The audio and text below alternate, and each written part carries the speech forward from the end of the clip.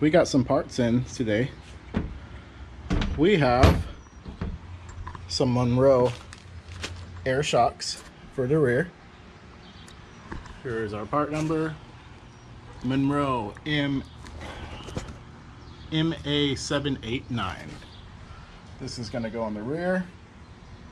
Here's the setup. I unboxed these already, obviously, and I was getting ready to go ham and start drilling a hole to install this, and I decided I should probably turn on the camera. So I'm going to run through these parts real quick. This is the only thing I'm going to be installing today. I just got home from work, but I'll show you this other stuff real quick. These are the front shocks that I picked up off Amazon. Here is the part number. They are AC Delcos. Looks like AC Delco number 519-32. And those are going in the front. I don't know, I'm probably not going to do those because I am doing the upper and lower A-arms.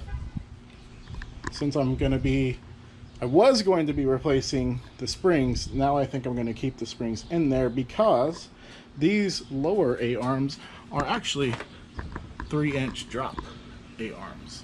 So I'm going to keep the springs that are in there, install these. That'll achieve the drop that I was probably going to get from those springs anyway. And then I will put the lowering springs on my 67, and it should drop it 2 inches. Should make it sit pretty nice. As you can see on my 67, there's a little bit, so I'll probably have it sitting right here.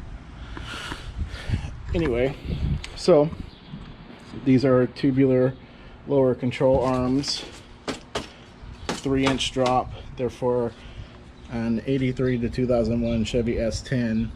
However, I did a bunch of research, and these were the best choice for me anyway for my my Cutlass. Here's the part number on them if you want to pick them up. CA2331L-3.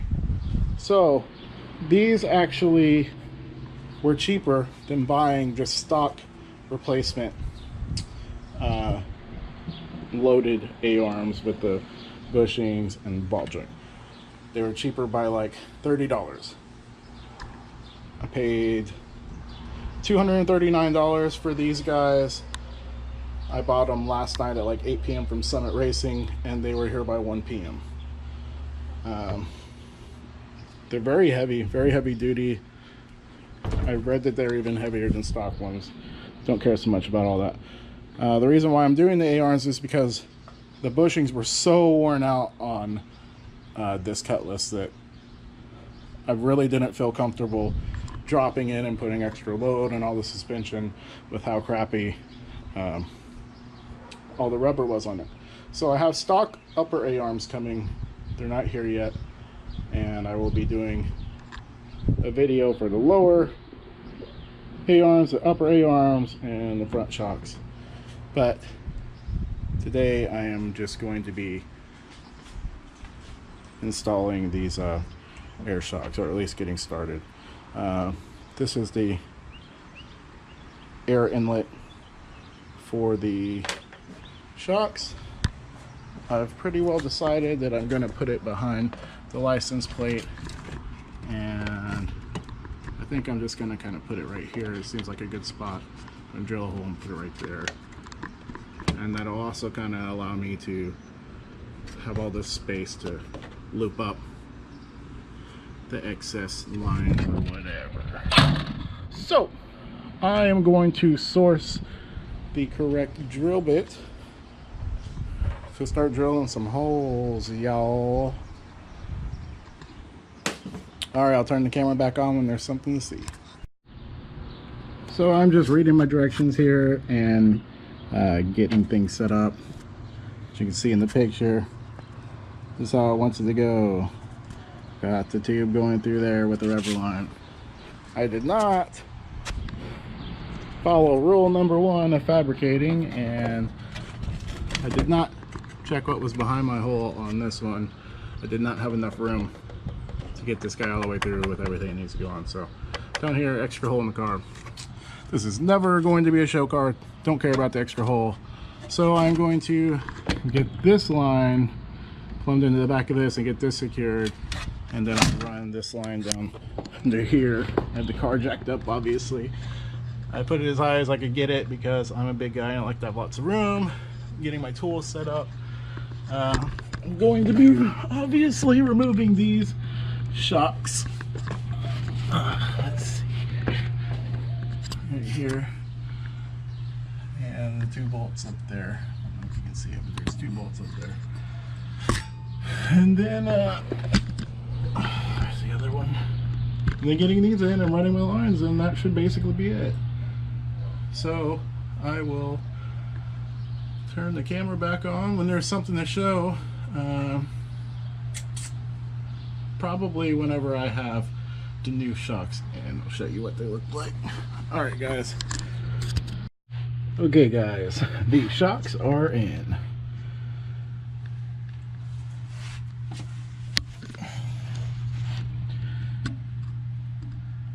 Yeah, it's so hard to see under this dark car. Okay, so these 2 bolts, they have a nut on the back side that is, let's see if I can try to show you. Up here, there's like a little space right here, and there's some nuts on top on both sides. This is how I routed the line. I routed it behind the gas tank bolts. So it's coming off of both shocks, meeting with a T, meeting up over the fuel lines, and then it's just kind of coming up over the gas tank. And then of course, meeting up, let me see if I can get out of here. Meeting up right here. So let me get this car down, get my tools out of the way, and we'll see about getting some air in these shocks to get it to the right height. So let me get this car down, and I will turn the camera on here in a sec. So the car is down now. I don't have any air in the shocks yet. Looks like it's it might be sitting just a little bit higher than the old ones. I can't really tell yet. But my air compressor is having technical difficulties, so I gotta replace the plugs. So I'm gonna use this trusty old bike pump. Pretty simple. I'm sure most of you know how air shocks work, but you literally just put air in it. So I'll turn this back on when I get some air in it and get my height to where I want it. So it says minimum air pressure 20, maximum air pressure 150 with vehicle in fully loaded condition. I put it at 35. And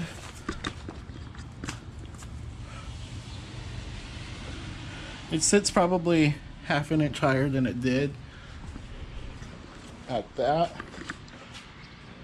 And I am pretty satisfied with the compression and rebound. I think it will feel pretty good. These are the old shocks. This is pretty much what all the rubber looks like on this car. The A-arm rubber is even worse. This one's not actually too bad. The shocks themselves seem to be working okay. But you can see the rubber is not very good. So that's gonna do it for this one, guys. Thanks for watching. Thanks for commenting. Thanks for subscribing. Until next time, take care.